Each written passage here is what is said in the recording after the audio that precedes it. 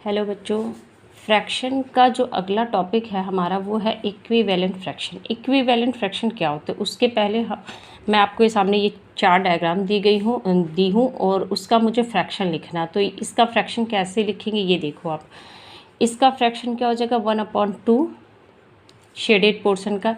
इसमें shaded portion का fraction हो जाएगा 2/4 और इसमें शेडेड पोर्शन का फ्रैक्शन हो जाएगा 1 2 3 4 5 6 7 8, तो 4/8। और इसमें जो फ्रैक्शन हो जाएगा वो होगा आपका 1 2 3 4 5 6 यानी कि 3/6। तो इस डायग्राम को देख के आप ये समझ सकते हो कि एक डायग्राम था उसको हमने बीच से दो पार्ट में डिवाइड किया तो उसको हमने लिख दिया 1/2। फिर उसी पिक्चर को हमने फिर एक और पार्ट में डिवाइड कर दिया तो दो शेडेड पोर्शन हमने किए तो वो हो गया 2/4। तो ये सीक्वेंस बढ़ता जा रहा है कि उसको हम पार्ट्स में डिवाइड करते जा रहे हैं और फिर पोर्शन ऑफ शेडेड भी हम अपना बढ़ाते चले जा रहे हैं। तो इसकी फ्रैक्शन क्या सब एक दूसरे से कोरिलेट दिखेंगे। कोरिलेट का मतलब 1/2 जो हमारा है उसमें अगर हम 2 से मल्टीप्लाई करें, मीन्स अगर इस जैसे हम टेबल पढ़ते हैं कि 2 1 जा 2, 2 2 जा 4, 2 3 जा 6, तो उसी तरह अगर हम फ्रैक्शन का टेबल ले, जैसे 1/2 था, इसका अगर हम टेबल ले तो इसका 2 जा क्या होगा 2/4, यानी ये नंबर हमें मिलेगा। अगर हम इसका 3 जा ले तो 1/2 का 3 जा क्या होगा, इसमें 3 से मल्टीप्लाई ऊपर नीचे करेंगे तो ये हमारा हो जाएगा 3/6। दैट मीन्स ये नंबर हमें मिलेगा। अगर हम इसका 4 जा करें तो क्या होगा, हमारा 4 से मल्टीप्लाई करना पड़ेगा, ये हो जाएगा हमारा 4/8 यानी कि ये नंबर मिलेगा। तो सब क्या होते हैं, सब 1/2 के ही लोएस्ट फॉर्म रहते हैं, लेकिन क्या होते हैं ये फिर इंक्रीज कर जाते हैं आफ्टर द मल्टीप्लिकेशन, यानी ये क्या चल रहा है टेबल के फॉर्म में चल रहा है। तो ये क्या कहलाएंगे, इक्विवेलेंट फ्रैक्शन कहलाएंगे। अगर हम इसका रिड्यूस फॉर्म निकालें, इसको डिवाइड करके इसको छोटे फॉर्म में बनाएं तो ये सारे क्या होंगे 1/2 यानी अपने ओरिजिनल फॉर्म में आ जाएंगे। तो यही हमारा क्या होता है इक्विवेलेंट फ्रैक्शन होता है। तो अगला नेक्स्ट क्वेश्चन जो हमारा है, तो ये क्वेश्चन है check whether the given fractions are equivalent और नॉट। ये हमारा जो फ्रैक्शन दिया है ये इक्विवेलेंट है या नहीं है। और नेक्स्ट है 3/10 और 12/50, ये इक्विवेलेंट है कि नहीं। तो इसको चेक करने के लिए जो हमारा लोएस्ट टर्म है मीन्स 5/9, इसको एज इट इज़ रख देंगे क्योंकि 5 5 से ही डिवाइड होगा, 9 9 से डिवाइड होगा और 3 से डिवाइड होगा। तो ये हमारा लोएस्ट फॉर्म में है, इसमें हम कुछ नहीं कर सकते हैं। 30/54 हमारा लोएस्ट फॉर्म में नहीं है, इसको हम लोएस्ट फॉर्म में कन्वर्ट करेंगे। लोएस्ट फॉर्म का मतलब है किसी एक नंबर से जो क्या हो न्यूमरेटर और डिनोमिनेटर दोनों को डिवाइड कर दे, उस नंबर से इसको हम कट करते ताकि वो क्या हो अपने रिड्यूस फॉर्म में, अपने छोटे फॉर्म में आ जाए और वो फिर दोबारा किसी से डिवाइड ना हो सके। तो 30 अगर हम देखें तो ये 2 से डिवाइड हो जाएगा, 3 से नहीं 32 से भी डिवाइड हो जाएगा, 54 भी 2 से डिवाइड हो जाएगा। तो हम इसको पहले स्मॉलेस्ट नंबर से चूज़ करते हुए चलते हैं, कट करते हुए चलते हैं। तो ये हमारा आ जाएगा 15/2 2 जा 4 2 7 जा। अब 15/27 है, 15/27 किस नंबर से डिवाइड हो जाएगा, 3 से 15 भी हो जाएगा, 27 भी हो जाएगा। तो हम 3 से इसको डिवाइड करेंगे। सेम नंबर से न्यूमरेटर और डिनोमिनेटर आपका डिवाइड होना चाहिए, तब जाके वो लोएस्ट फॉर्म में कन्वर्ट होता है। 3 5 जा 15 और 3 9 जा 27, यानी 30/54 को जब हमने लोएस्ट फॉर्म में कन्वर्ट किया तो ये हमारा 5/9 आया, जो हमारा जो पहला फ्रैक्शन था 5/9 के बराबर। दैट मीन्स 5/9 और ये भी हमारा क्या हो गया 5/9, ये दोनों इक्वल है। तो ये हमारा क्या हो गया इक्विवेलेंट फ्रैक्शन हो गया। अब नेक्स्ट क्वेश्चन जो हमारा है 3/10 और 12/50। 3/10 3 से ही डिवाइड होगा और 10 जो होगा 2 और 5 से डिवाइड होगा। ये 10 3 से डिवाइड नहीं होगा, मीन्स न्यूमरेटर और डिनोमिनेटर सेम नंबर से नहीं डिवाइड हो रहा है, तो ये क्या है हमारा लोएस्ट टर्म में है। उसके बाद जो अगला फ्रैक्शन है 12/50 है, ये हमारा रिड्यूस फॉर्म में नहीं है क्योंकि ये दोनों सेम नंबर से कट सकते हैं, ये दोनों 2 से कट सकते हैं और तो हम इसको फिर रिड्यूस फॉर्म में इसको कन्वर्ट करते हैं 2 से इसको डिवाइड करके। 2 से हमने इसको डिवाइड किया तो 2 6 12 और ये आ गया 25, 6/25। अब अगर हम 6 को देखें तो 6 किससे किससे डिवाइड हो सकता है, 2 3 और 6 से। 25 5 से और 25 से डिवाइड हो सकता है, मीन्स 6 और 25 सेम नंबर से नहीं डिवाइड होंगे, तो ये भी हमारा क्या होगा, लोएस्ट टर्म में आ चुका है। तो 3/10 आ गया और हमने 12/50 को कन्वर्ट किया लोएस्ट टर्म में, तो ये हमारा 6/25 आया। दोनों इक्वल नहीं है, यानी कि they are not equivalent fraction. तो ऐसे हम फाइंड आउट करते हैं कि कौन सा इक्विवेलेंट फ्रैक्शन है और कौन सा इक्विवेलेंट फ्रैक्शन नहीं है। इसमें जो हमारा अगला क्वेश्चन है वो है replace box in each of the following. यहाँ पे एक फ्रैक्शन दिया हुआ, दूसरे फ्रैक्शन में या तो कई यहाँ पे न्यूमरेटर नहीं दिया हुआ तो कहीं क्या है, डिनोमिनेटर नहीं दिया हुआ। तो आपको पता करना है इस बॉक्स की जगह कौन सा नंबर होगा। तो ये क्या होता है, 2 तरीके से इसको पता कर सकते हैं। फर्स्ट मेथड मैं आपको बताती हूँ, फिर उसके बाद मैं सेकेंड मेथड बताऊँगी। यहाँ पे है 2/7 इक्वल टू 8 यहाँ बॉक्स बनाओ। इस बॉक्स में क्या फिल करेंगे, तो ये क्या है, लोएस्ट टर्म में है। लोएस्ट टर्म से ये क्या बना हुआ, एक इक्विवेलेंट फ्रैक्शन बना हुआ। इक्विवेलेंट के बेसिस पे भी हम पता कर सकते हैं। तो मैं पहले ही बता चुकी थी कि ये क्या होता है, टेबल के फॉर्म में चलता है। जैसे 2 और 3 का टेबल हम पढ़ते हैं उसी फॉर्म में ये चलता है। और ये मेथड ईजी होता है पता करने के लिए कि इक्विवेलेंट फ्रैक्शन अगला क्या होगा, इसलिए मैं आप लोग को ये मेथड बताती हूँ। तो 2 4 जा 8 होता है। 2 में हमने 4 से मल्टीप्लाई किया तो 8 आया, तो हम 7 में 4 से मल्टीप्लाई करके नेक्स्ट नंबर पता करेंगे। 2 4 जा 7 4 जा 2 4 जा 8, तो 7 4 जा 28। तो इसमें क्या होगा हमारा नंबर, इस बॉक्स में हमारा जो नंबर होगा वो होगा 28। सेकेंड मेथड जो होता है वो मैं आपको क्रॉस मल्टीप्लिकेशन मेथड बताती हूँ। क्रॉस मल्टीप्लिकेशन मेथड भी इजी ही है। 2/7 8 बॉक्स।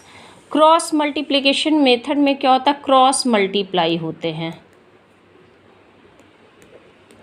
क्रॉस मल्टीप्लाई मीन्स एक साइड का, लेफ्ट हैंड साइड का न्यूमरेटर राइट हैंड साइड के डिनोमिनेटर से मल्टीप्लाई करेगा और राइट हैंड साइड का न्यूमरेटर लेफ्ट हैंड के डिनोमिनेटर से मल्टीप्लाई करेगा। तो हम यहाँ क्रॉस मल्टीप्लाई लिखे, क्रॉस मल्टीप्लाई करेंगे तो 2 into boxes equal to 8 into 7 हुआ। बॉक्स की वैल्यू पता करना है तो बॉक्स के साथ जो नंबर है वो इक्वल के उधर वाले को डिवाइड करेगा। 8 इंटू 7 डिवाइडेड बाई 2 हो गया। 2 4 जा 8, ये कट गया, तो बॉक्स इक्वल टू क्या आ गया, 28।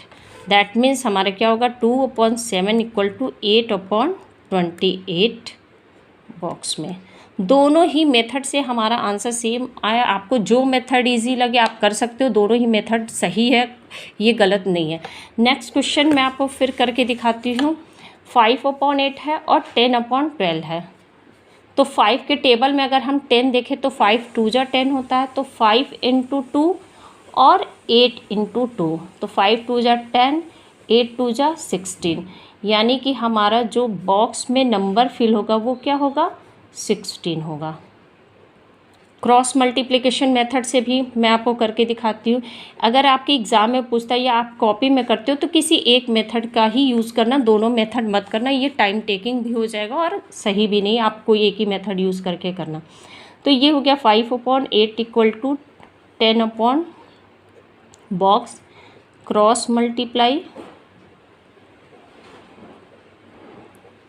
मल्टीप्लाई किए तो ये हो गया 5 into box equal to 10 into 8। Box की वैल्यू निकालना है, बॉक्स के साथ जो नंबर है वो इक्वल के इधर वाले को डिवाइड करेगा, तो ये हो जाएगा 5 2 जा 10, बॉक्स इक्वल टू क्या हो गया, 16। तो हमारा जो इक्विवेलेंट फ्रैक्शन बना वो क्या है, 5/8 इक्वल टू 10/16। ये हमारा आंसर आ गया।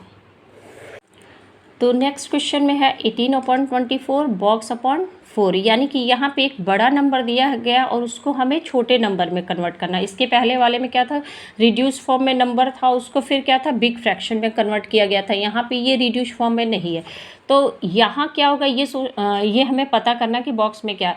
तो आप पहले जो एक नंबर दिया हुआ डिनोमिनेटर हमारा, उसमें इन दोनों को कंपेयर करोगे तो 4 6 24 होता है, यानी कि इस 24 को हम क्या करेंगे, 6 से डिवाइड करेंगे तब ये 4 आएगा। तो अगर हम 24 को 6 से डिवाइड कर रहे हैं तो हम 18 को भी 6 से ही डिवाइड करेंगे। सेम नंबर से ही हम ऊपर नीचे डिवाइड करते हैं, ये फ्रैक्शन में रूल होता है सिंपलेस्ट फॉर्म में लाने के लिए। तो यहाँ हो गया 18 डिवाइडेड बाई 6 और 24 डिवाइडेड बाई 6। तो ये हमारा हो जाएगा, बॉक्स में हमारा हो जाएगा 6 3 और ये ऑलरेडी दिया हुआ है 4, तो बॉक्स में वाली वैल्यू हमें पता चल गई। दूसरा सेकंड मेथड मैंने जो आपको क्रॉस मल्टीप्लिकेशन बताया था उससे भी मैं आपको करके दिखाती हूँ। तो ये हो गया आपका 18/24 equal to box upon 4 cross multiply 18 into 4 box into 18 into 4 box into 24। Box की वैल्यू निकालें, बॉक्स के साथ 24 है, यानी 24 इन दोनों को डिवाइड करेगा। तो box equal to 18 into 4 divided by 24। 4 से ये और ये दोनों कट जाएंगे, 4 1 जा 4, 4 6 जा 24। अब ये 6 से कट जाएगा, ये भी 6 से डिवाइड हो जाएगा, तो 6 1 जा 6, 6 3 जा 18। दैट मीन्स 3 1 जा 3, नीचे 1 आता तो उसकी कोई वैल्यू नहीं होती, 1 नहीं लिखते, बॉक्स की वैल्यू 3 आ गई। दोनों ही मेथड से हमारा सेम ही आंसर निकला। अब अगला क्वेश्चन है 45/60 और यहाँ 15 दिया, तो 15 के टेबल में हम देखेंगे तो 45 15 3 में आता है, यानी कि ये क्या है, 15 का 3 का टेबल चल रहा है। दैट मीन्स हम इसको लोएस्ट टर्म में कन्वर्ट करने के लिए 3 से डिवाइड करेंगे। ये मैं पता करना चाह रही थी कि ये जो बड़ा नंबर है उससे छोटे नंबर में ये जो कन्वर्ट हुआ कितने के टेबल में हुआ, इसलिए मैं इसका टेबल देख के इसको कंपेयर कर रही हूँ कि हमें किससे डिवाइड करना है। तो ये हम बहुत जल्दी पता लगा लेते, इसलिए मैं ये मेथड यूज़ कर रही हूँ। तो 45 डिवाइडेड बाई 3 और इसको भी फिर हम 3 से ही डिवाइड करेंगे। ये हमारा 15 ऑलरेडी दिया हुआ वही आएगा, 45 को अगर 3 से डिवाइड करेंगे ये हमारा आ जाएगा बॉक्स में 20। तो ये मेथड हो गया सेकेंड मेथड। आप ये बात याद रखना, दोनों मेथड एग्ज़ाम में मत करना, कोई भी जो आपको मेथड इजी लगे वो करना आप। 45/60 15 अपॉन बॉक्स क्रॉस मल्टीप्लाई, ये हो गया 45 into box equal to 15 multiply 60। So box equal to 15 into 60 divided by 45। 15 1 जा 15, 15 3 जा और 3 1 जा 3, 3 2 जा, ये हो गया बॉक्स इक्वल टू 20 आंसर। अगला क्वेश्चन है find the equivalent fraction 3/5 having denominator 20, यानी कि कोई एक फ्रैक्शन है 3/5, उसका इक्विवेलेंट फ्रैक्शन पता करना जिसमें आपका डिनोमिनेटर क्या होना चाहिए, 20 होना चाहिए। तो ये हमारा एक फ्रैक्शन दिया हुआ 3/5, इसका इक्विवेलेंट में क्या होना चाहिए, हमारा डिनोमिनेटर 20 होना चाहिए। तो हमने यहाँ डिनोमिनेटर 20 लिख दिया, इक्विवेलेंट था इसलिए हमने इक्वल का सिंबल लगाया। न्यूमरेटर हमें नहीं पता है तो न्यूमरेटर की जगह हम बॉक्स लिख लेंगे और उसके बाद हम ऊपर जो मेथड बताए थे दोनों में से किसी एक मेथड से कर लेंगे। तो अगर हम 5 का टेबल देखें कि 5 4 जा 20 होता है तो 3 4 जा क्या होगा वो यहाँ पे लिखेंगे। तो ये हो गया 3 4 जा और ये 5 4 जा, तो नीचे 5 4 जा 20 ऑलरेडी दिया हुआ डिनोमिनेटर होना चाहिए, 3 4 जा 12, यानी कि हमारा न्यूमरेटर इसमें क्या आ जाएगा, 12 आ जाएगा। नेक्स्ट क्वेश्चन इसी तरह क्या हुआ है, न्यूमरेटर 9 दिया हुआ, हमें डिनोमिनेटर फाइंड आउट करना। तो 3/5 का इक्विवेलेंट फ्रैक्शन पता कर रहे हैं हम, जिसमें न्यूमरेटर 9 दिया हुआ है और हमारा डिनोमिनेटर हमें पता करना है। तो 3/5 का इक्विवेलेंट फ्रैक्शन जिसमें क्या हो 9 न्यूमरेटर, तो 3 3 9 होता है टेबल में, तो 5 3 क्या होगा वो हमें लिखना है। तो 3/3 5 × 3 दैट मीन्स 9/15, यानी कि हमारा जो डिनोमिनेटर यहाँ होगा वो हमारा होगा 15। अब next topic like fraction, unlike fraction और यूनिट फ्रैक्शन, तीनों में डिफरेंसेस क्या होते हैं, कि तीनों को हम देख के कैसे पता कर सकते हैं कि कौन सा लाइक फ्रैक्शन है, कौन सा अनलाइक है, कौन सा यूनिट फ्रैक्शन है।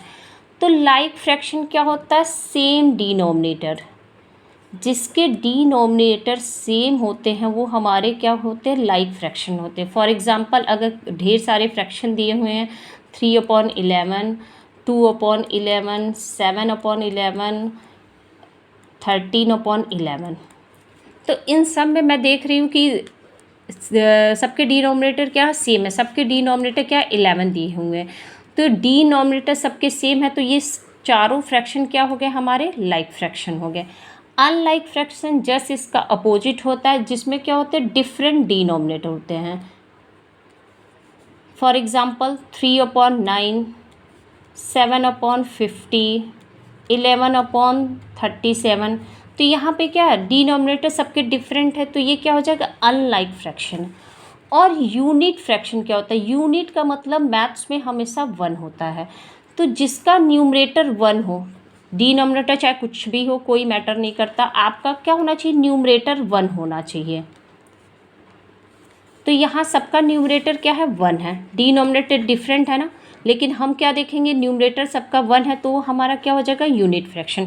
तीनों में ये सिंपल सा डिफरेंस है, कुछ भी टफ नहीं है पता करना कि कौन अनलाइक है, कौन लाइक है और कौन यूनिट फ्रैक्शन है। तो लाइक फ्रैक्शन, अनलाइक फ्रैक्शन और यूनिट फ्रैक्शन के बाद जो हमारा अगला क्वेश्चन है वो है compare the fraction and put sign greater lesser और इक्वल। आपके सामने दो फ्रैक्शन दिए, इन फ्रैक्शन को देख के हमें बताना है कौन सा बड़ा है कौन सा छोटा है।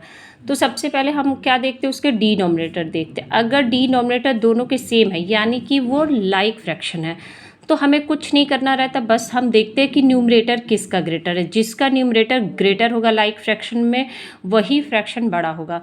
तो 3/6 और 5/6 में दोनों का डिनोमिनेटर सेम है, लाइक फ्रैक्शन है, और तब हम न्यूमरेटर इसका कंपेयर करेंगे तो 3 और 5 में 5 ग्रेटर है, तो कौन सा फ्रैक्शन ग्रेटर हो जाएगा, 5/6 ग्रेटर हो जाएगा। बहुत ईजी है, बहुत जल्दी हो जाएगा।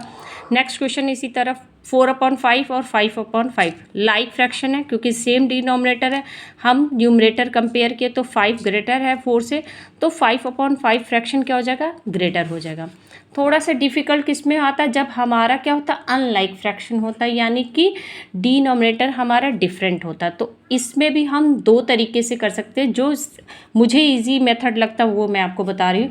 इसमें आप क्या करो, क्रॉस मल्टीप्लाई कर दो। क्रॉस मल्टीप्लाई बहुत जगह पे चलता है, लीनियर इक्वेशन में भी चलता है, फ्रैक्शन में भी चलता है और बहुत इजी लगता है। तो आप क्रॉस मल्टीप्लाई किए, यानी इसका न्यूमरेटर इसके डिनोमिनेटर से मल्टीप्लाई करेगा, और न्यूमरेटर हम प्रीफर करते हैं तो जिधर का न्यूमरेटर मल्टीप्लाई हो रहा है उसी साइड में लिखेंगे। लेफ्ट हैंड का न्यूमरेटर इसके डिनोमिनेटर से मल्टीप्लाई कर रहा है तो 4 आ रहा है, राइट हैंड का न्यूमरेटर इससे डिनोमिनेटर से मल्टीप्लाई कर रहा है तो इधर क्या आ रहा है 7 आ रहा है। तो जब हम क्रॉस मल्टीप्लाई किए तो 4 और 7 आ रहा है, इन दोनों में ग्रेटर 4 और 7 में ग्रेटर हमारा क्या है 7 है। तो राइट हैंड का नंबर ग्रेटर है तो हमारा राइट हैंड का फ्रैक्शन भी ग्रेटर हो जाएगा। तो ये हो जाएगा 1/7 और ये 1/4, दैट मीन्स 1/4 हमारा क्या होगा ग्रेटर होगा 1/7 से। इसमें थोड़ी सी कन्फ्यूज़न होती है, लेकिन आप इससे रिलेटेड कई सम्स करना, ये अपने आप इजी लगने लगेगा। एक और सम्स मैं आपको इस बेसिस पे करके दिखाती हूँ। अगर हो 3/5 और 3/7, यहाँ भी वही है, डिनोमिनेटर डिफरेंट है, तो हम क्या करेंगे क्रॉस मल्टीप्लिकेशन करेंगे। क्रॉस मल्टीप्लाई, ये हमारा नेक्स्ट क्वेश्चन है, इससे रिलेटेड नहीं है।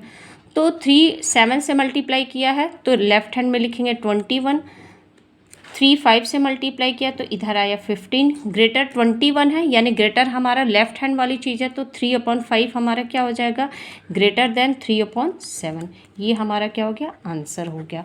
तो आप इसको बिल्कुल ध्यान से करना ताकि गलत ना हो। इससे रिलेटेड और भी कई सम्स होते हैं, जैसे how quickly can you do this. आपको अगर फटाफट करना तो आप क्रॉस मल्टीप्लाई मेथड से फटाफट कर सकते हो, अगर डिनोमिनेटर डिफरेंट दिया हो तब।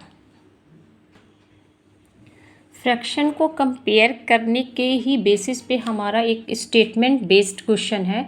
इला read 25 pages of a book containing 100 pages. Lalita read 2/5 of the same book. Who read less. यानी कि दो लोग हैं, इला और ललिता, जो कि क्या है, एक ही बुक, सेम बुक है, उसको रीड करते हैं। लेकिन इला का क्या हुआ, नंबर ऑफ पेजेस दिया हुआ, और ललिता का हमारा क्या दिया हुआ, फ्रैक्शन दिया हुआ।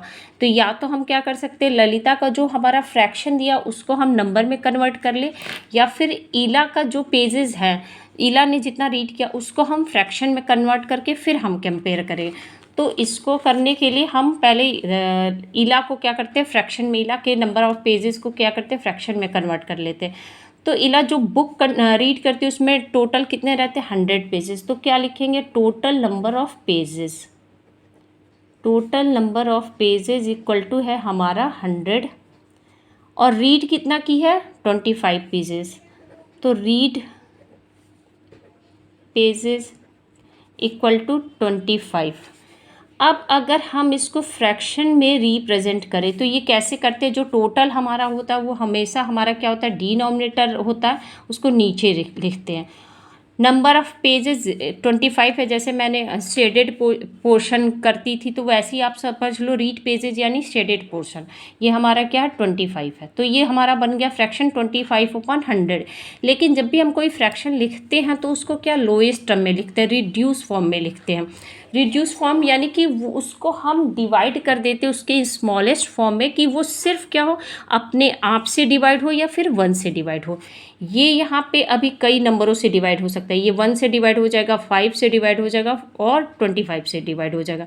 100 भी 1 2 5 10 और 25 इससे डिवाइड हो जाएगा। तो यानी कि ये क्या होगा, अभी रिड्यूस फॉर्म में नहीं है। तो इसको हम रिड्यूस फॉर्म में करेंगे तो हम ऐसा कोई बिग नंबर लेंगे कि वो इन दोनों को डिवाइड कर दे। तो 5 लेके चलते हैं, 25 से भी दोनों डिवाइड हो जाएंगे, लेकिन आप अभी 6 स्टैंडर्ड में हो इसलिए थोड़ा सा छोटा नंबर लेती हूँ, मैं इसको 5 से डिवाइड करती हूँ। तो ये हो गया हमारा 5/5 टू द 10 20। अब फिर ये 5 से डिवाइड हो जाएगा, तो फिर इसको मैं 5 से डिवाइड कर दे रही हूँ। अब ये हो गया 5 1 जा 5 1 और 5 4 जा, ये हमारा अब क्या हो गया, रिड्यूस फॉर्म में आ गया। 4 सिर्फ अपने आप से डिवाइड होगा और 1 से डिवाइड होगा, और 1 तो 1 से ही डिवाइड होगा। तो रिड्यूस फॉर्म वही होता है कि सिर्फ वो 1 से डिवाइड हो और अपने आप से डिवाइड हो, और किसी नंबर से डिवाइड ना हो पाए। तो ये आ गया 1/4, और ललिता का कितना था, 2/5। फ्रैक्शन ऑफ इला का जो फ्रैक्शन है 1/4 है, और ललिता का जो फ्रैक्शन है, फ्रैक्शन ऑफ ललिता का क्या है, 2/5। अब इन दोनों को अगर हम कंपेयर करें 1/4 और 2/5 को, तो यहाँ डिनोमिनेटर डिफरेंट है, अनलाइक फ्रैक्शन है, तो हम क्रॉस मल्टीप्लाई मेथड से पता कर लेंगे कि कौन सा ग्रेटर है कौन सा लेस है। 1 5 से मल्टीप्लाई किया, लेफ्ट हैंड में हमने 5 लिख दिया। 2 4 से मल्टीप्लाई किया तो हमने राइट हैंड में 8 लिख दिया। ग्रेटर हमारा 8 है। ये 1/4 किसका था, इला का था, यानी इला क्या करती है, लेस रीड करती है। इसमें पूछ रहा हु रीड लेस, तो 1/4 क्या है, लेस। तो यहाँ पे हम पहले ओरिजिनल जो फ्रैक्शन उसको लेस करते हुए दिखाएंगे। 1/4 लेस देन 2/5। 1/4 इला, तो यहाँ पे हम लिख देंगे इला रीड लेस देन ललिता। ये हमारा आंसर हो गया। तो आपको ये वीडियो कैसा लगा आप बताना ज़रूर, सब्सक्राइब ज़रूर करना, और अगर कोई कमेंट हो आपको अच्छा लगा हो तो आप ज़रूर कमेंट करना हो। और वीडियो को आगे फॉरवर्ड भी करते रहना।